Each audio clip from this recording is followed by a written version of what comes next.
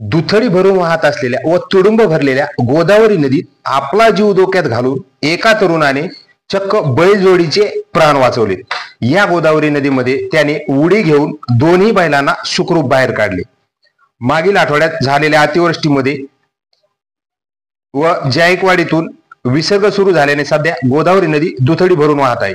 काल मंगळवारी म्हशीसह एक बैलगाडी नदीत बुडून वाहून जात असताना जालना जिल्ह्यातील एका युवकाने स्वतःची जीवाची पर्वा न करता बैलाचे कासरे व जोते कापून दोन्ही बैलांना सुखरूप पाण्याबाहेर आणले, परंतु दुर्दैवाने यात म्हशीचा मृत्यू झालाय।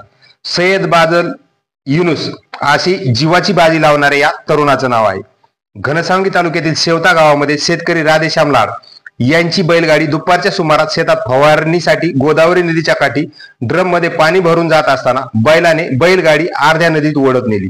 ही घटना गावातील तरुण सय्यद बादल युनुस याला कळाल्यानंतर त्याने आपला जीव धोक्यात घालून गोदावरी नदीत पोहत जाऊन बैलगाडीच्या मागे म्हैस बांधलेली होती। यात म्हशीला बांधलेले दावे कमी असल्यामुळे म्हैस पाण्यात पोहू शकली नाही, त्यामुळे तिचा मृत्यू झालाय। परंतु एका बैलाचे कासरे सोडून बैल नदीच्या बाहेर काढण्यात आलाय व दुसऱ्या बैलाचे जोते गळ्याला फिट्ट बांधलेले असल्यामुळे तो बैल नदीत बुडू लागला होता। यात त्या बैलाचे फक्त शिंगे दिसत होती। या शिंगाला पकडून बादलने पाण्यात बुडी घेऊन बैलाचे कासरे व जोते कापले। यामुळे दोन्ही बैलांना पाण्याबाहेर सुखरूप काढण्यात यश आले।